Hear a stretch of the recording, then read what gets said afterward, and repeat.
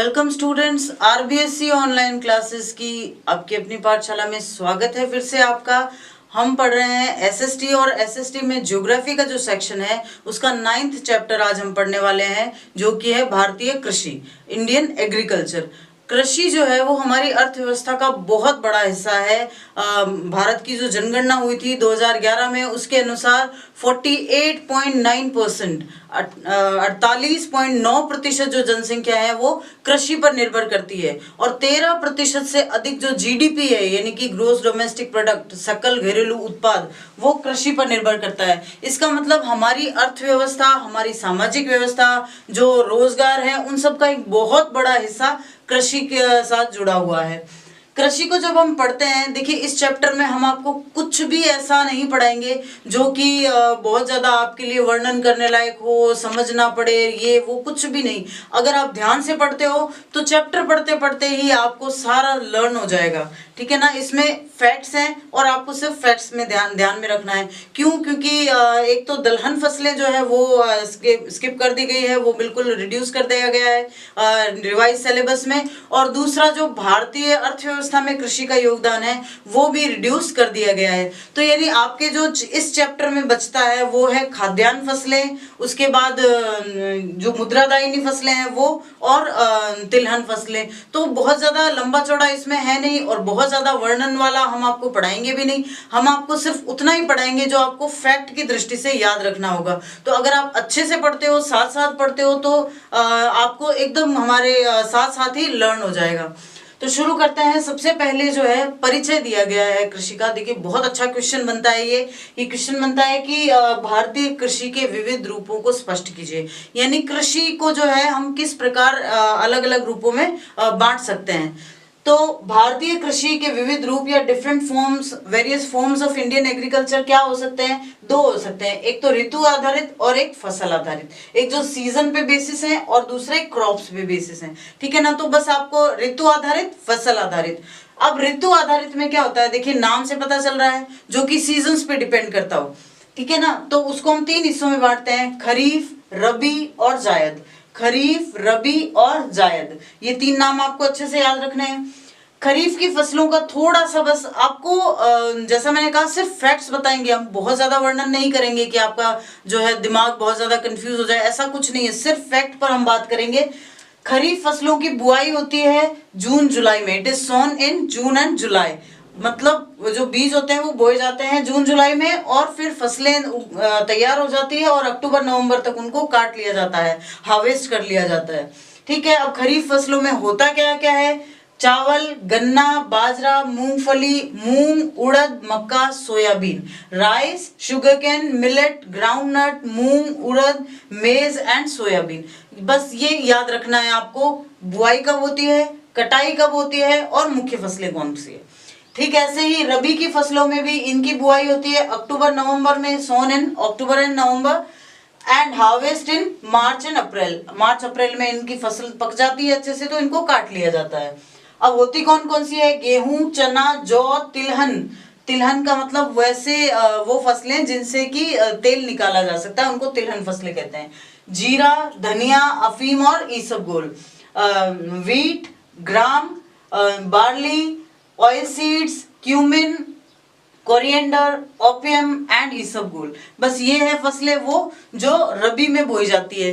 तो यानी जो खरीफ की फसलें हैं उनको हम ग्रीष्मकालीन फसलें भी कह सकते हैं, जो गर्मी की फसलें होती है। रबी की फसलों को हम शीतकालीन फसलें कह सकते हैं। आपको अगर ऐसे याद रखने में इजी हो कि जो समर क्रॉप्स हैं वो खरीफ की है और जो विंटर क्रॉप्स हैं वो रबी की है। शीतकालीन है जो रबी की है, और जो ग्रीष्मकालीन है वो खरीफ की है।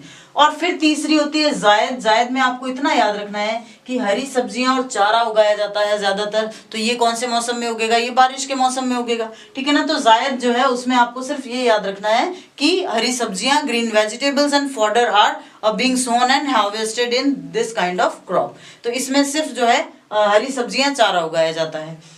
फिर फसल आधारित कौन कौन सी हो सकती है? फसल आधारित 4 प्रकार की फसलें हैं, खाद्यान्न फसलें, वाणिज्यिक फसलें, बागवानी और बागानी फसलें और उद्यान फसलें। देखिए खाद्यान्न फसलें, नाम से पता चल रहा है फूड क्रॉप्स जो हम खाते हैं, यानी कि गेहूं है, चावल है, मक्का है, ये सब फूड क्रॉप्स हैं। फिर वाणिज्यिक फसलें, इनको मुद्रादायनी फसलें भी कहते हैं, इनको औद्योगिक फसलें भी कहते हैं, इनको कॉमर्शियल क्रॉप्स भी कहते हैं। क्यों कहते हैं? क्योंकि ये फसलें हम डायरेक्ट काम में नहीं लेते। ये फसलें क्या होती है, उद्योगों के कच्चे माल के रूप में काम में ली जाती है। जैसे गन्ना है, गन्ने से चीनी बनाने के उद्योग चलते हैं। कपास है तो कपड़ा उद्योग चलता है। साथ ही जैसे मक्का भी है तो मक्का दोनों फसलों में आता है, क्योंकि मक्के से एक तरफ तो फूड क्रॉप्स भी है और दूसरी तरफ मक्के से क्या होता है कि ग्लूकोज और इस तरह की जो इंडस्ट्रीज होती है वहां मक्के को काम में भी लिया जाता है स्टार्च बनाने के। और फिर है बागानी फसलें। बागानी फसलें उन फसलों को कहते हैं, प्लांटेशन क्रॉप्स, जहां पर एक ही तरह के प्लांट्स जो है वो साल भर बोए जाते हैं और उनसे लगातार जो है हार्वेस्टिंग, कटाई या कहते हैं फसलें ली जाती रहती है।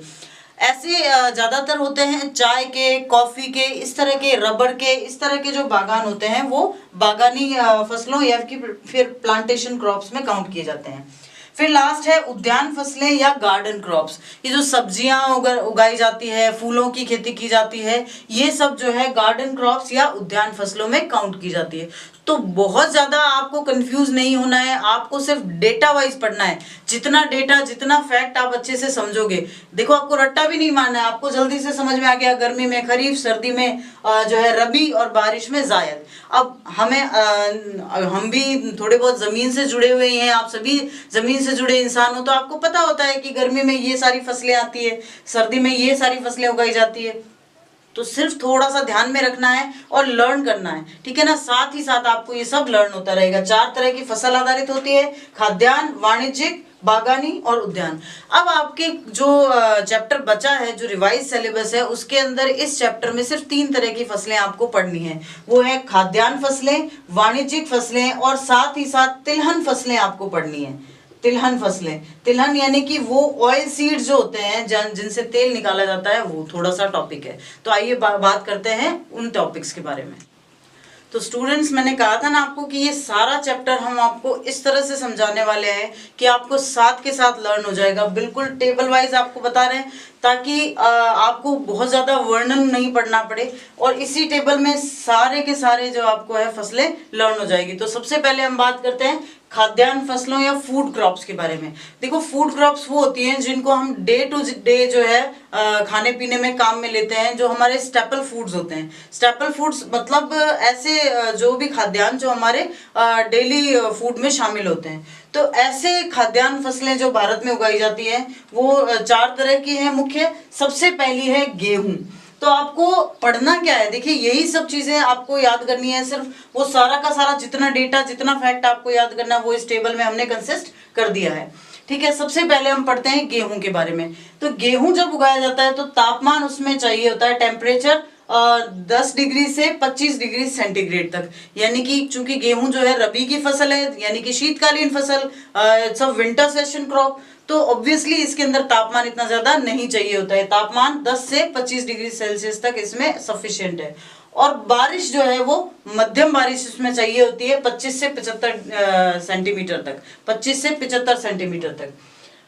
चिकनी दोमट मिट्टी, मोल्ड जो सॉइल होती है वो इसके लिए उपयुक्त रहती है। चिकनी दोमट मिट्टी खास करके जो नदियों के आसपास जो होती है, जलोढ़ मिट्टी जो नदियों द्वारा लाकर बिछाई जाती है, वो मिट्टी गेहूं की फसल के लिए बेस्ट मानी जाती है। विश्व में चीन का पहला स्थान है गेहूं उत्पादन में, अमेरिका का दूसरा और भारत का तीसरा। अब क्वेश्चन ये आ सकता है, देखो एक छोटा सा क्वेश्चन ये बनता है कि भारत का गेहूं उत्पादन में विश्व में कौन सा स्थान है। तो बच्चे गलती क्या करते हैं, बच्चे गलती करके आते हैं कि सीधा कि भारत का गेहूं उत्पादन में तीसरा स्थान है। आपको प्रॉपर आंसर लिखना आना चाहिए। विश्व में गेहूं उत्पादन में भारत का चीन और अमेरिका के बाद तीसरा स्थान है। तो ये होता है एकदम परफेक्ट आंसर लिखने का तरीका। तो आप भी जब आंसर लिखेंगे तो इसी तरीके से लिखेंगे कि विश्व में भारत का स्थान कौन सा है, तीसरा, लेकिन पहला चीन का है, दूसरा अमेरिका का है और फिर तीसरा भारत का है, ठीक है। ऐसे ही अगर भारत में पूछ लिया जाए भारत में मुख्य गेहूं उत्पादक राज्य कौन से हैं, तो सबसे पहला स्थान है उत्तर प्रदेश का, दूसरा स्थान है पंजाब का और तीसरा हरियाणा का। आपको ये सारी फसलें जो है तीन एस्पेक्ट से पढ़नी है, तीन तरीके से पढ़नी है। पहला, विश्व में भारत का कौन सा स्थान है। दूसरा, भारत में मुख्य राज्य कौन से हैं जहां ये फसलें उगाई जाती है। और तीसरा, राजस्थान में ये फसलें कहाँ कहाँ उगाई जाती है। देखो, जब मैप की दृष्टि से भी ये सब हमारे लिए जानना बहुत जरूरी होता है, तो ये अच्छे से लर्न करने वाली चीजें हैं। सबसे पहली, विश्व में भारत का तीसरा स्थान है। दूसरा, भारत में मुख्य गेहूं उत्पादक राज्य है उत्तर प्रदेश, पंजाब और हरियाणा। और राजस्थान में मुख्यतः गेहूं उगाया जाता है गंगानगर, हनुमानगढ़, अलवर, कोटा, भरतपुर, जयपुर, यानी वो सारे इलाके जो कि नहरों द्वारा सिंचित है। ये आपको याद रखना है। राजस्थान में एक बाजरे को छोड़ दिया जाए तो बाकी सारे जो भी फसलें हैं वो गंगानगर, हनुमानगढ़, भरतपुर, जयपुर यहाँ उगाई जाती है, क्योंकि भरतपुर और धौलपुर, करौली इस तरफ चंबल नदी की वजह से सिंचाई होती है, और गंगानगर, हनुमानगढ़ में इंदिरा गांधी नहर की वजह से, और ये हमने पिछले चैप्टर्स में पढ़ा था। ठीक है, तो राजस्थान में मुख्यतः गेहूं कहाँ उगाया जाता है, गंगानगर, हनुमानगढ़, अलवर, कोटा, भरतपुर और जयपुर। तो ये गेहूं के बारे में अब आप चाहो तो वर्णन भी कर सकते हो कि गेहूं की फसल के लिए इतना तापमान चाहिए होता है, ऐसी इतनी बारिश चाहिए होती है, ऐसी मिट्टी चाहिए होती है, विश्व में ये स्थान है, भारत में ये प्रमुख राज्य है और राजस्थान में ये प्रमुख जिले हैं। ठीक है, अब बात करते हैं चावल की। Rice is the most staple food in India. Rice जो है भारत का सबसे बड़ा खाद्यान्न जो है फसल है। ऐसा इसलिए है क्योंकि अगर उत्तर भारत के कुछ इलाकों को छोड़ दिया जाए तो पूरे भारत में राइस मुख्य खाद्यान्न के रूप में काम में लिया जाता है। 16 से 27 डिग्री सेंटीग्रेड जो है इसका तापमान चाहिए होता है चावल की फसल उगाने के लिए। चावल की फसल के लिए खूब सारा पानी चाहिए होता है, इसलिए जो क्लाइमेट है वो भी ह्यूमिड यानी नमी युक्त होना चाहिए। फिर 100 से 200 सेंटीमीटर इसमें पानी या बारिश चाहिए होती है। रेनफॉल जो चाहिए होती है वो 100 टू 200 सेंटीमीटर चाहिए होती है। चिकनी, दोमट, कछारी मिट्टी, मोल्डेड जो सॉइल होती है, मोल्ड सॉइल, उसमें भी कछारी सॉइल जो होती है वो ज्यादा इंपॉर्टेंट होती है। चिकनी, दोमट, कछारी मिट्टी चाहिए होती है ताकि वो ज्यादा टाइम तक उस नमी को अपने अंदर थाम के रख सके, पकड़ के रख सके, उस ह्यूमिडिटी को जो है होल्ड करके रख सके। फिर विश्व में चीन का पहला स्थान है चावल उगाने में और भारत का दूसरा। तो जहां भारत का नाम आ गया वहां हम उस काउंटिंग को खत्म कर देते हैं। जैसे यहाँ तीसरा है लेकिन यहाँ भारत का दूसरा ही है, तो ठीक है ना। चीन का पहला स्थान है विश्व में चावल उगाने में और भारत का दूसरा। भारत में सबसे ज्यादा पश्चिम बंगाल में चावल उगाया जाता है। वो जो सुंदरबन डेल्टा का एरिया है वहाँ सबसे ज्यादा चावल उगाए जाते हैं, क्योंकि नदियां समुद्र में मिलने से पहले बहुत सी ही जो है उपजाऊ वहां पर मिट्टी बिछा देती है। जलोढ़ जो बांगर मिट्टी है वो खादर मिट्टी, और इसलिए पश्चिम बंगाल जो है भारत में सबसे ज्यादा चावल उत्पादन करने वाला राज्य है। दूसरे नंबर पर है आंध्र प्रदेश और तीसरे नंबर पर उत्तर प्रदेश। उत्तर प्रदेश में गंगा यमुना दोआब के बीच सबसे ज्यादा चावल की खेती की जाती है। राजस्थान में गंगानगर, हनुमानगढ़, कोटा और बूंदी। कोटा और बूंदी में चंबल नदी से सिंचाई की जाती है और गंगानगर, हनुमानगढ़ में इंदिरा गांधी नहर से। राजस्थान में चावल उगाने के लिए इतनी परिस्थितियां जो है सही नहीं है, लेकिन नहरीकरण के बाद जो है सिंचाई की व्यवस्था होने के कारण बहुत अच्छे से चावल राजस्थान में भी उगाया जाने लगा है।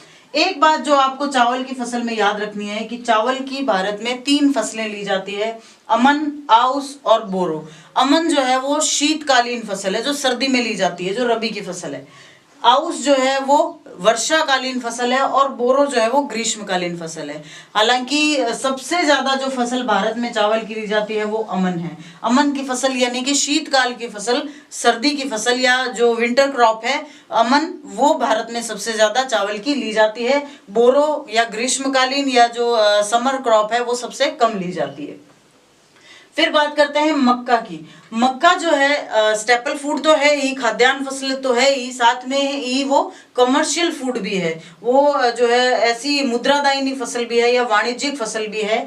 क्योंकि स्टार्च बनाने में और ग्लूकोज बनाने में मक्के को कच्चे माल के तौर पर उद्योगों में काम में लिया जाता है। तो मक्का as well as maize is as well as food crop and a commercial crop.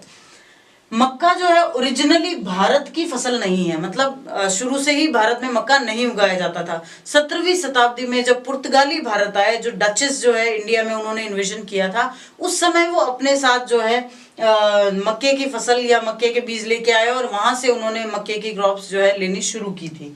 12 से 35 डिग्री सेंटीग्रेड जो है तापमान चाहिए होता है मक्के की फसल के लिए, और 50 से 100 सेंटीमीटर की बारिश उपयुक्त रहती है। नाइट्रोजन युक्त लाल पीली मिट्टी, ऐसी मिट्टी जो कि नाइट्रोजन को अपने अंदर होल्ड करके रख सके, वो मक्के की फसल के लिए सबसे ज्यादा उपयुक्त होती है। विश्व में भारत का 10वां स्थान है मक्का उगाने में। तो आपको आगे के 9 याद करने की जरूरत नहीं, अगर 1 या 2 हो तो आप आराम से याद कर सकते हो, तो लेकिन भारत का 10वां स्थान है, तो आपको सिर्फ इतना ध्यान में रखना है। फिर भारत में सबसे ज्यादा मक्का उगाया जाता है आंध्र प्रदेश में, सेकंड नंबर कर्नाटक में, और थर्ड नंबर राजस्थान और उत्तर प्रदेश का जो है सम्मिलित भाग है, मतलब राजस्थान और उत्तर प्रदेश में बराबर मक्का उगाया जाता है। राजस्थान में लाल पीली मिट्टी कहाँ पाई जाती है? ये जो मेवाड़ का इलाका है, भीलवाड़ा, चित्तौड़गढ़, उदयपुर, तो यहाँ पर ज्यादातर लाल पीली मिट्टी पाई जाती है और यहीं पर मक्का उगाया जाता है। तो राजस्थान में अगर आपको पूछा जाए तो दक्षिण और दक्षिण पूर्वी राजस्थान, तो दक्षिण राजस्थान में आ जाता है डूंगरपुर, बांसवाड़ा, उदयपुर, भीलवाड़ा, चित्तौड़गढ़, और दक्षिण पूर्व में आ जाता है बारां, झालावाड़। इन जिलों में जो है सबसे ज्यादा मक्का उगाया जाता है। अब है बाजरा या मिलेट। देखो बाजरा जो है वो भारत का एक महत्वपूर्ण मोटे अनाजों में गिना जाता है। ज्वार के बाद अगर सबसे ज्यादा खाया जाने वाला मोटा अनाज है वो बाजरा है। तो बाजरे के लिए ऐसी परिस्थितियां चाहिए होती है जो राजस्थान के लिए बेस्ट है, मतलब राजस्थान में ही ऐसी परिस्थितियां बेस्ट तरीके से मिल सकती है जो कि बाजरे की फसल के लिए चाहिए होती है। 25 से 35 डिग्री तक तापमान, यानी तापमान भी अच्छा खासा तेज होना चाहिए। बारिश भी कम होनी चाहिए, 50 सेंटीमीटर से कम, और हल्की बलुई मिट्टी, यानी कि ऐसी मिट्टी होनी चाहिए जो पानी को होल्ड करके ना रखे, यानी पानी को जल्दी से निकाल दे, क्योंकि बाजरा ऐसी फसल है जो कि सूखे में ज्यादा उगता है। और विश्व में भारत का प्रथम स्थान है बाजरा उत्पादन में, और भारत में भी राजस्थान का प्रथम उत्पादन है बाजरा उत्पादन, प्रथम स्थान है, और सेकंड जो है महाराष्ट्र का है, और थर्ड गुजरात का है। तो ये है भारत की प्रमुख खाद्यान्न फसलें। आपको बहुत सारे पैराग्राफ्स लर्न करने की जरूरत बिल्कुल नहीं है। आप अच्छे से इस टेबल को लर्न कीजिए और आपको खाद्यान्न फसलें जो है वो कुछ ही मिनटों में याद हो जाएंगी। खाद्यान्न फसलों के बाद अब बात करते हैं मुद्रादायिनी फसलें। मुद्रा का मतलब पैसे देने वाली, यानी कि ऐसी फसलें जिनको बेचने पर पैसे मिलते हैं, यानी कि बेचने पर पैसे तो खैर सबको मिलते हैं, लेकिन ये खाने में काम नहीं आती, ये उद्योगों के लिए कच्चे माल के तौर पर काम में ली जाती है। तो इनको मुद्रादायिनी भी कहते हैं, वाणिज्यिक भी कहते हैं और नकदी भी कहते हैं। तो इन तीनों में से अगर कोई भी नाम आए तो आप कंफ्यूज नहीं होंगे बिल्कुल भी। मुद्रादायिनी, वाणिज्यिक या नकदी फसलें, या इनको कमर्शियल या इंडस्ट्रियल क्रॉप भी कहा जाता है। ठीक है, तो ऐसी 3 फसलें हम पढ़ेंगे। पहली है गन्ना या शुगर केन। गन्ना जो होता है वो अपने रस की वजह से काम में लिया जाता है, गन्ने के अंदर रस होता है। तो भारत में सबसे ज्यादा जो गन्ना बोया जाता है या जो बोने का जो क्षेत्र है वो उत्तर भारत में अधिक है, लेकिन रसदार गन्ना जो पैदा होता है वो दक्षिण भारत में जो गन्ना पैदा होता है वो ज्यादा रसदार होता है। तो जो उत्पादन है वो दक्षिण भारत में ज्यादा होता है, लेकिन बुआई का क्षेत्र उत्तर भारत में ज्यादा है। गन्ने के लिए उचित तापमान चाहिए होता है 15 से 30 डिग्री सेंटीग्रेड, और बारिश जो रेनफॉल है वो चाहिए होती है 100 to 200 सेंटीमीटर, 100 से 200 सेंटीमीटर के करीब। इसके लिए बहुत नमी युक्त दोमट मिट्टी चाहिए होती है जो मोल्ड सॉइल होती है, और साथ में जो ह्यूमिडिटी कंटेन जिसमें ज्यादा हो ऐसी मिट्टी चाहिए होती है। और विश्व में भारत का गन्ना उत्पादन में प्रथम स्थान है भारत का। और भारत में गन्ना कहाँ उगाया जाता है? यूपी, महाराष्ट्र, यूपी यानी उत्तर प्रदेश, महाराष्ट्र, कर्नाटक, तमिलनाडु, आंध्र प्रदेश, हरियाणा और पंजाब, बिहार, गुजरात, इन राज्यों में मुख्यतः गन्ना उगाया जाता है। लेकिन वही बात है कि सबसे ज्यादा गन्ना उगाने वाला क्षेत्र जो है वो उत्तर भारत में है, लेकिन गन्ने का उत्पादन सबसे ज्यादा जो रस की दृष्टि से देखा जाता है वो दक्षिण भारतीय राज्यों में होता है। राजस्थान में जो गन्ना है वो गंगानगर में उगाया जाता है जो उत्तरी राजस्थान में है, और उसके अलावा दक्षिणी राजस्थान के 3 जिलों उदयपुर, चित्तौड़ और भीलवाड़ा में उगाया जाता है। राजस्थान में गन्ना जहाँ गंगानगर में तो इंदिरा गांधी नहर की वजह से उगाया जाता है, लेकिन गन्ने की पैदावार उत्तरी राजस्थान में इतनी ज्यादा नहीं होती, दक्षिणी राजस्थान में फिर भी गन्ने की पैदावार ज्यादा होती है। फिर है कपास या कॉटन। कॉटन जो है वो भारत में उगाया तो बहुत मात्रा में जाता है, बल्कि भारत ही ऐसा देश है जिसने सबसे पहले कपड़े का कॉन्सेप्ट शायद विश्व को दिया था, क्योंकि ऋग्वेद में भी कपास के काम में लिए जाने का उल्लेख मिलता है और उस समय भी कपड़ों का ऐसा उल्लेख मिलता है। तो हम ये कह सकते हैं कि भारत कपड़े या कपास काम में लेने वाला सबसे प्राचीनतम देश है। लेकिन अब भारत में जो कपास उगाया जाता है वो इतना सफिशिएंट नहीं है, मतलब औद्योगिक मांग की दृष्टि से इतना पूरा नहीं है पड़ता है, और इसीलिए भारत को अमेरिका, सूडान, केन्या और मिस्र से आयात करना पड़ता है। India has to import cotton from these countries, America, Sudan, Kenya and Egypt. कपास उगाने के लिए 20 से 35 डिग्री सेंटीग्रेड का तापमान चाहिए होता है, 75 से 100 सेंटीमीटर की बारिश चाहिए होती है, और चूने और पोटाश से युक्त लाइम एंड पोटाश रिच जो है काली मिट्टी, ब्लैक सॉइल जो है वो इसके लिए सबसे ज्यादा उचित होती है। कपास की फसल के लिए ब्लैक सॉइल सबसे ज्यादा उचित होती है। ये क्वेश्चन भी कई बार पूछा जा चुका है कि कपास की मिट्टी के लिए कपास की फसल के लिए कौन सी मिट्टी उपयुक्त रहती है। फिर भारत में सबसे ज्यादा जो कपास उगाया जाता है वो गुजरात में उगाया जाता है, फिर दूसरा नंबर महाराष्ट्र का है और तीसरा आंध्र प्रदेश का है। राजस्थान में कपास बहुत से जिलों में उगाया जाता है, गंगानगर, हनुमानगढ़, बीकानेर, कोटा, बूंदी और झालावाड़ में। कपास की 3 किस्में भारत में उगाई जाती है। सबसे पहली किस्म है अमेरिकन, या जिसमें जो धागा होता है, जो फाइबर होता है वो लंबा और महीन धागा होता है। तो ऐसी अमेरिकन कपास जो है 50% टोटल सोन एरिया, जो कुल बुआई क्षेत्र है उसमें 50% में अमेरिकन कपास उगाई जाती है। मध्यम रेशे वाला जो कपास है वो 40% में उगाया जाता है, और जो छोटे रेशे वाला कपास है वो सिर्फ 10% में उगाया जाता है। फिर बात करते हैं पटसन की या जूट की। दोनों एक ही नाम है, पटसन भी आता है, कई बार नाम लिखा हुआ।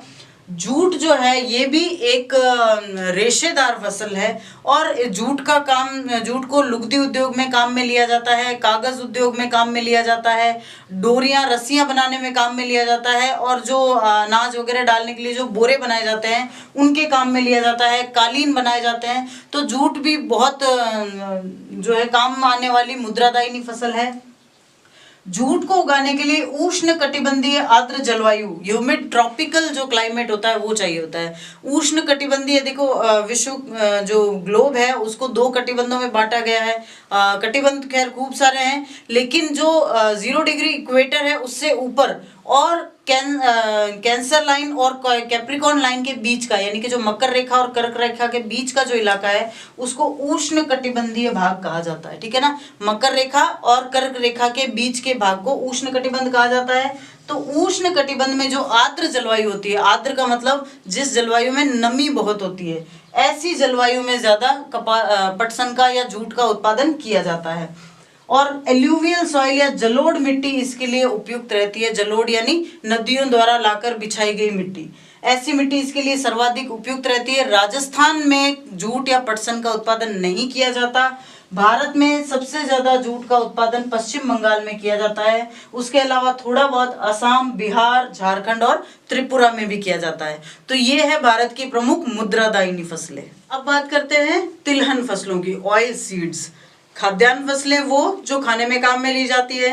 मुद्रादायिनी या कमर्शियल क्रॉप्स वो जो कि उद्योगों में काम में ली जाती है। और ऑयल सीड्स यानी तिलहन फसलें वो जिनसे तेल निकाला जाता है और तेल काम में लिया जाता है, चाहे तो खाने के काम में लिया जाए, चाहे उनको उद्योगों में काम में लिया जाए। तो सबसे प्रमुख जो ऑयल सीड है भारत में वो है मूंगफली, ग्राउंडनट।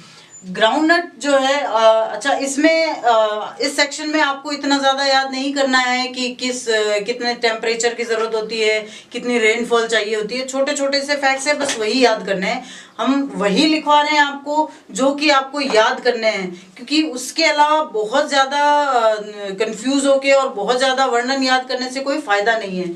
तो सबसे पहले मूंगफली जो है वो भारतीय मूल की फसल नहीं है, ब्राजील मूल की फसल है। It's originated from Brazil. Bharat के कुल तिलहन का 45% हिस्सा जो है वो मूंगफली का है। टोटल जो ऑयल सीड्स का जो कंपाउंड है उसमें 45% ग्राउंडनट का है। और भारत में सबसे ज्यादा मूंगफली गुजरात में पैदा की जाती है। सेकंड नंबर उत्पादन आंध्र प्रदेश में और थर्ड तमिलनाडु में होता है। राजस्थान में मूंगफली का उत्पादन लगभग पूरे राजस्थान में किया जाता है, खास करके चित्तौड़, सवाई माधोपुर, भीलवाड़ा, गंगानगर, बीकानेर और हनुमानगढ़ में। तो मूंगफली जो है वो सबसे प्रमुख तिलहन फसल है। उसके बाद में सरसों उत्पादन में भारत का लगभग एकाधिकार है। दुनिया के पूरे जो सरसों उत्पादन का 70% जो है उत्पादन भारत में किया जाता है और सबसे ज्यादा कंजम्पशन, सबसे ज्यादा उपभोग भी सरसों का भारत में ही किया जाता है। और भारत के कुल तिलहन उत्पादन का ये 35% कंसिस्ट करता है। कुल जो तिलहन उत्पादन होता है उसका 35% सरसों उत्पादन में होता है। भारत में सबसे पहला स्थान सरसों उत्पादन में राजस्थान का है, दूसरा स्थान उत्तर प्रदेश का और तीसरा मध्य प्रदेश का है। और राजस्थान में लगभग पूरे राजस्थान में सरसों उगाई जाती है। अलवर, भरतपुर, हनुमानगढ़, बीकानेर, गंगानगर और उसके अलावा पश्चिमी राजस्थान के जितने भी सिंचित इलाके हैं वहां पर भी सरसों की खेती की जाती है। फिर है अरंडी या कैस्टर। कैस्टर जो है उसका उपयोग ज्यादातर उद्योगों में किया जाता है, जिसमें सबसे प्रमुख है स्नेहक या लुब्रिकेंट। लुब्रिकेंट क्या होते हैं, जब मशीनें बनाई जाती है तो उन मशीनों के पार्ट्स अच्छे से काम करते रहे तो उनके स्नेहक के रूप में, तो उनके लुब्रिकेंट के रूप में जो है जो उत्पादन किया जाता है उसमें कच्चे माल के रूप में अरंडी को काम में लिया जाता है। साबुन उद्योग में, सोप इंडस्ट्री में भी इसको काम में लिया जाता है। और जो चमड़ा शोधन होता है, लेदर रिफाइनिंग इंडस्ट्री, वहां भी कैस्टर को काम में लिया जाता है। कैस्टर का कुल 65% प्रोडक्शन, कुल 65% उत्पादन अकेले आंध्र प्रदेश से किया जाता है। सबसे ज्यादा उत्पादन वहीं होता है। उसके अलावा गुजरात, कर्नाटक और उड़ीसा में भी अरंडी की खेती की जाती है। लास्ट है सोयाबीन, जो कि प्रमुख खाद्य तेल है। सोयाबीन में आपको सिर्फ इतना सा याद करना है, भारत में प्रथम स्थान मध्य प्रदेश का है, दूसरा महाराष्ट्र का और तीसरा राजस्थान का। मध्य प्रदेश कुल उत्पादन का 70% उत्पादन करता है, महाराष्ट्र 20% और राजस्थान से 10% उत्पादन जो है पूरे भारत का किया जाता है। तो इस तरह से 100% जो है उत्पादन इन्हीं तीनों राज्यों में किया जाता है। तो ये थे भारतीय कृषि के संबंध में जो भी आपको फैक्ट्स, डेटा जानने होते हैं। आपके पास समय बहुत कम है, स्टडी ऐसी कीजिए जो आपको स्मार्टली सब कुछ याद दिलाए। तो इस तरह से टेबल और फैक्ट्स के माध्यम से अगर आप याद करेंगे तो आपको हाथों हाथ याद भी हो जाएगी और बहुत ज्यादा जो है आपको कंफ्यूजन क्रिएट नहीं होगा। ये था भारतीय कृषि का 9th चैप्टर। अच्छे से पढ़िए, अच्छे मार्क्स लाइए। Thank you.